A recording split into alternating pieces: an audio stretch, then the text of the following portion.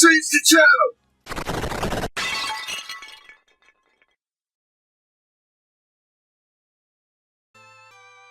40 years of Tetris is how long it took to remember that other versions of Tetris exists besides anything following the now standard and somewhat homogeneous Tetris guideline, which was something introduced sometime in the late 90s, early 2000s whenever the Tetris company became a thing and set a standard set of rules for all subsequent Tetris games to follow.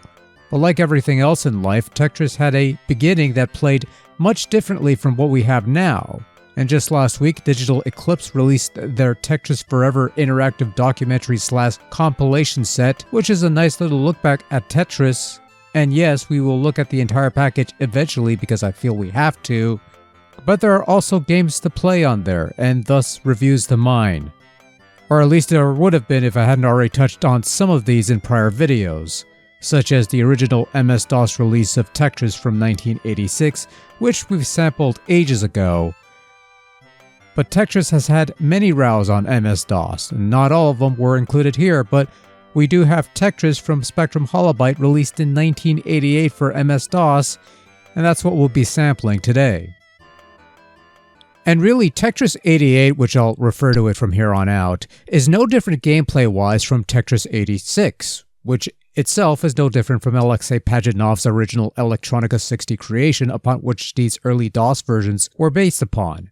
For those who've never played a Tetris game these past 40 years, first off, my condolences. Second off, how I envy you. But for the rest of you, you know the deal. Blocks fall down a well from the sky, you flip them until they lock in place on the bottom, you form full lines to clear them from the board, you continue playing until you eventually top out and the game ends. Pretty straightforward stuff. Every few lines cleared, the level and game speed moves up, which is signified by a change in background art depicting the various locations of ye old Soviet Union, but levels can be increased manually with the press of a keystroke, and you could go up to 9 levels, so have fun with that, by the way.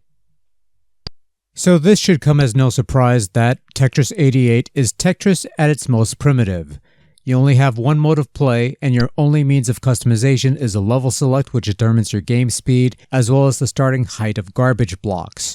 You're scored based on how fast you drop your pieces down the well, and not based on line clears, which means fancy plays and 4 line clears won't score you big points, assuming you care for such things, although there is a high score chart that keeps track of your scores. Your controls are similarly archaic, pressing 4 and 6 on the number keys or left or right arrows or left or right on the D-pad if you're playing this on Tetris Forever. To move your piece, only one rotate key in the form of number 5, pressing space to hard drop pieces into place. Soft drops didn't exist at this time, and you need to tap the key in order to move the piece quickly. Holding the key will do nothing for a moment before your piece veers quickly towards the general direction you're holding. I would not recommend this. Controls have a way of being somewhat clunky at times, which makes things challenging in later rounds especially. I figured this was an emulation thing, but playing the DOS version, which I had lying around here somewhere, brings up a similar issue. It's not a deal breaker, it's just something you have to work around once you reach the upper end of the levels of the game. And that's really it with this version of Tetris. Compared to the 86 version gameplay-wise, it's practically the same thing. The only thing that this version brings to the table is garbage height options and different background art for each level, which, by 1988 DOS standards at least, is not too bad looking. The limited colors hurt, obviously, even in EGA mode, which gave you a whopping 16-color display. Truly groundbreaking stuff at the time here, kids. But generally speaking, the various scenes are well rendered. Quite a bit of variety, even in sticking with the Russian scene, which seems a bit tacky these days, but certainly something from behind the Iron Curtain, as it were, is something to be milked for all it's worth, and there was certainly a lot of milking with Tetris in those days, let me tell you. They made a movie about all that, you know. There's no sound to be found in Tetris 88, just a couple PC beeps and bleeps that occur whenever you clear lines or top out.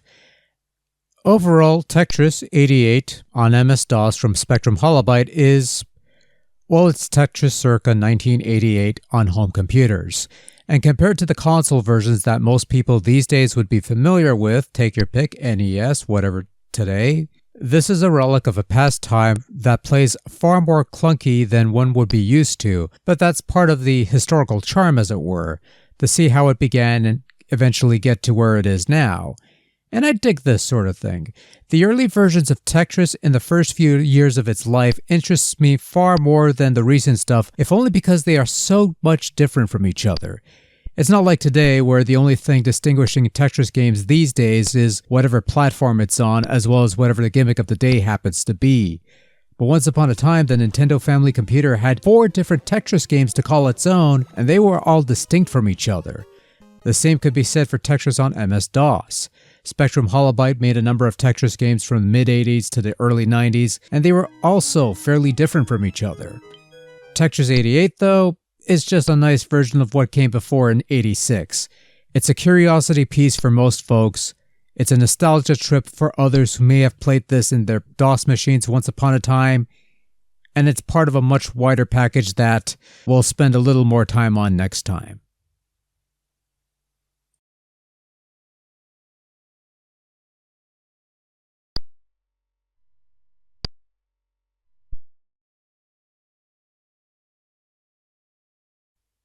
Just for the lulz, and because I have very little to actually say about it, Tetris Forever also has an Apple II version of Tetris.